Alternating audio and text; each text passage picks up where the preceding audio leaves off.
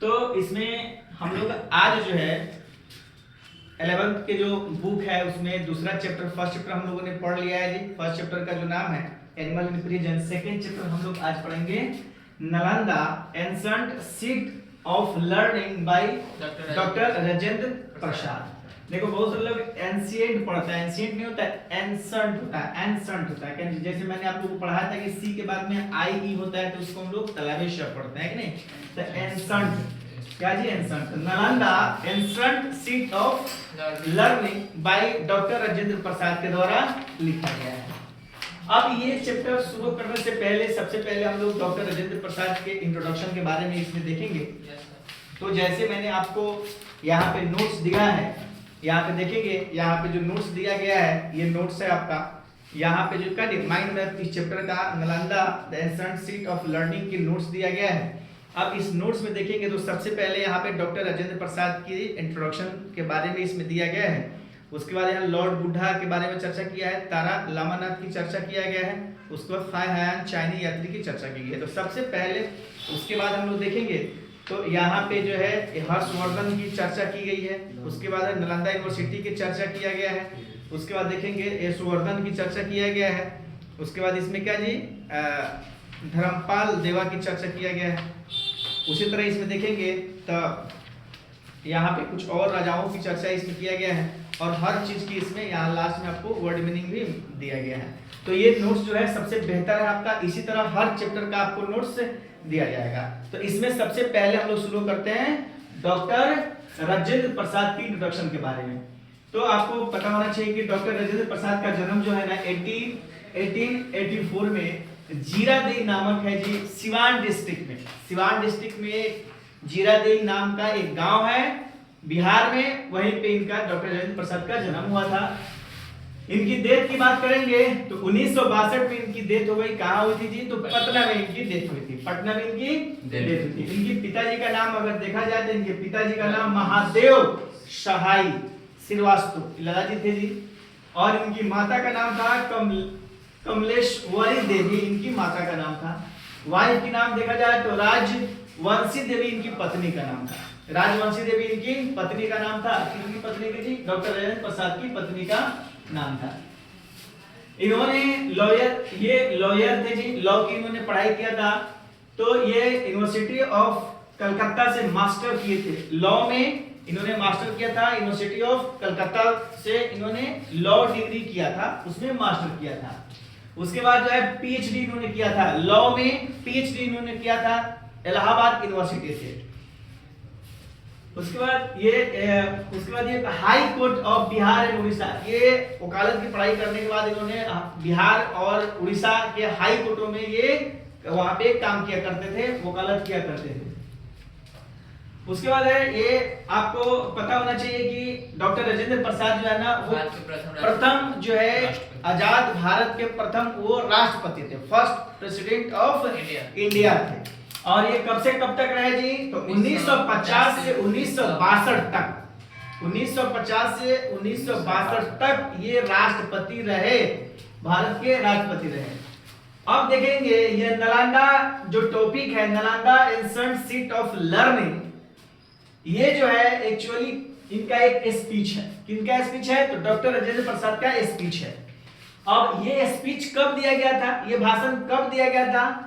तो एक जो है Magadh research institute, Magadh research institute 20 नवंबर 1951 में इस इंस्टीट्यूट की शिलान्यास हो रही थी, इसकी उद्घाटन हो रही थी, इस इंस्टीट्यूट बन रहा था। उस समय शिलान्यास के दौरान इन्होंने स्पीच दिया था और नालंदा की पास्ट ग्लोरी, जो नालंदा विश्वविद्यालय की जो पास्ट ग्लोरी थी, विदेशों से उस जमाने में लोग यहाँ पढ़ने आया करते थे, उसकी ग्लोरी के बारे में इन्होंने इस समय, किस समय जी? मगध रिसर्च इंस्टीट्यूट जो 20 नवंबर 1951 के समय में जब इस इंस्टीट्यूट की शिलान्यास हो रही थी, उस समय इन्होंने नालंदा के बारे में भी वहां पे स्पीच में जिक्र किया। अब जो है ये इनके बारे में जवाहरलाल नेहरू के इंट्रोडक्शन के बारे में हो गया जी, कि जवाहरलाल नेहरू क्या थे, उनके बारे में पूरा इंट्रोडक्शन हो गया। अब इसमें देखेंगे, नेक्स्ट चलेंगे तो लॉर्ड बुद्धा के बारे में इसमें थोड़ा सा देख लेंगे। इसमें लॉर्ड बुद्धा की चर्चा हुई है। तो लॉर्ड बुद्धा इसमें जो है लॉर्ड बुद्धा जो है भगवान बुद्ध को लॉर्ड बुद्धा कहा जाता है। इनकी जन्म जो है 563 बीसी में हुआ था जी। बीसी का मतलब क्या जी? Birth of Christ, before birth of Christ. Isa Masih के जन्म से पहले का समय को बीसी बोलते हैं। लगभग जो है ना 6वीं शताब्दी बीसी में ईसा मसीह के जन्म के 600 वर्ष पहले की ये घटना है। कहाँ इनकी जन्म हुआ था गौतम बुद्ध की जी? तो यहाँ पे लुम्बिनी एक जगह है नेपाल में। लुम्बिनी एक जगह है नेपाल में, वहां यहाँ गौतम बुद्ध की जन्म हुआ। और इनकी मृत्यु की बात करेंगे तो 483 बीसी में कुशीनगर यूपी में। कुशीनगर यूपी में आप हिस्ट्री पढ़ेंगे तो वहां पे बताया गया, कुशीनगर यूपी में इनकी डेथ हो गई। और इनके पिता का नाम था, तो इनके पिता जो है ना लुम्बिनी नेपाल में वहां के राजा थे जी। लुम्बिनी का राजा थे। इनके पिता का नाम था सुदोधन। इनकी माता का नाम था महामाया। इनकी माँ का नाम था महामाया, लेकिन इनकी जन्म के 7 दिन बाद इनकी माँ का डेथ हो गया। लॉर्ड बुद्धा की जन्म के 7 दिन बाद इनकी माँ की डेथ हो गई। उसके बाद इनकी मौसी थी, मदर सिस्टर, जिनका नाम था महा प्रजापति गौतमी। इसीलिए आपको पता होना चाहिए कि लॉर्ड बुद्धा का एक और नाम है गौतम बुद्ध भी बोलते हैं जी, है कि नहीं? गौतम बुद्ध भी बोलते हैं। तो इनकी जो मौसी की, यही मौसी इनकी माँ के मरने के बाद इनकी लालन पोषण जो भी है सब इनकी मौसी की, इसीलिए इनको गौतम बुद्ध भी कहा जाता है। तो आपसे पूछा जा सकता है कि लॉर्ड बुद्धा का नाम गौतम बुद्ध क्यों कहा गया जी? क्योंकि इनकी मौसी का नाम गौतमी था, इन्हीं के नाम पर इनका गौतम पड़ा। इनकी पत्नी का नाम, लॉर्ड बुद्धा की पत्नी का नाम देखें तो यशोधरा इनकी वाइफ थी, उनका नाम था यशोधरा, इनका नाम था। और इनके एक बेटा था, उसका नाम था राहुल। और ये लॉर्ड बुद्धा का बचपन का नाम अगर देखेंगे, चाइल्डहुड नेम देखेंगे तो इनकी चाइल्डहुड नेम सिद्धार्थ था। क्या था जी? सिद्धार्थ था। लॉर्ड बुद्धा का बचपन का नाम सिद्धार्थ था, है कि नहीं? एक कहानी भी है, हंस की कहानी, हम तीसरा चौथा या पांचवा में पढ़ा गया होगा, हंस की कहानी उसमें है जी सिद्धार्थ के बारे में। कि वो एक लड़का होता है जो हंस को मारता है कि नहीं, उसके बाद जाके गिरता है तो सिद्धार्थ की उसमें मतलब इस तरह की कुछ जिक्र है, मुझे कुछ खास अभी याद नहीं है। उसके बाद आए देखो 29 वर्ष के उम्र में इन्होंने क्या किया जी? घर को छोड़ दिया। लॉर्ड बुद्धा 29 वर्ष की उम्र में घर को छोड़ दिया और ज्ञान की तलाश में इन्होंने घर से निकल गया। और 35 वर्ष के उम्र में, एट द एज ऑफ 35 वर्ष की उम्र में he got knowledge under the people tree in बोध गया। बोध गया आपको पता होना चाहिए कि लॉर्ड बुद्धा का क्या जी पवित्र स्थल माना जाता है। क्यों माना जाता है? क्योंकि वहां पे बुद्ध गया में, वहां पे भगवान बुद्ध को पीपल ट्री के नीचे उनको ज्ञान की प्राप्ति हुई। तो आपसे पूछा जा सकता है कि कितने वर्ष की उम्र में घर से उन्होंने निकला जी? 29 वर्ष में। At the age of 29 he left the house। और ज्ञान की प्राप्ति कब हुई जी? तो 35, राइट नहीं? At the age of 35 he got knowledge under the people tree in बोध गया।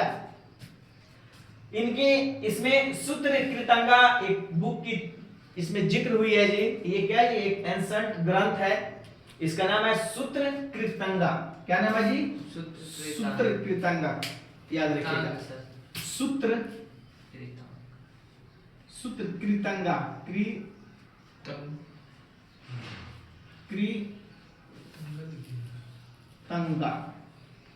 है कि नहीं? सूत्र कृतंगा क्या है जी? एक ग्रंथ है, प्राचीन ग्रंथ है। क्या जी? एंशंट ग्रंथ मतलब प्राचीन ग्रंथ है जी। ग्रंथ समझते हैं जी, है कि नहीं? तो ये प्राचीन ग्रंथ है, इसका नाम क्या है जी? सूत्र कृतंगा। और इस सूत्र कृतंगा जो है ना, ये बौद्ध धर्म का एक प्राचीन बुक है, उसका नाम है सूत्र कृतंगा। इस बुक में एक व्यक्ति की चर्चा हुई है, लेपा। लेपा क्या जी? एक व्यक्ति का नाम है। क्या जी? लेपा। तो लेपा आपसे पूछा सकता है कि लेपा जो नाम है वो किस बुक में मिलता है जी? तो सूत्र कृतंगा जो है प्राचीन ग्रंथ है। किस धर्म का ग्रंथ है जी? तो बौद्ध धर्म का ग्रंथ है। सूत्र कृतंगा जो बौद्ध धर्म का ग्रंथ है, उसी में एक व्यक्ति का जिक्र होता है, लेपा। ये लेपा क्या होता है जी? तो लेपा जो है rich man of Nalanda. Nalanda का एक बहुत धनी आदमी होता है। और ये डिसाइपल ऑफ बुद्धा, और लॉर्ड बुद्ध के क्या होते हैं, डिसाइपल या शिष्य होता है कि नहीं। इस सब के बारे में हम लोग विशेष आगे चर्चा करेंगे। उसके बाद ये हम लोगों ने यहाँ लॉर्ड बुद्धा के बारे में कुछ चीजें हम लोगों ने डिस्कस कर दिया जी। उसके बाद यहाँ पे चलेंगे अकॉर्डिंग टू तारा लामानाथ।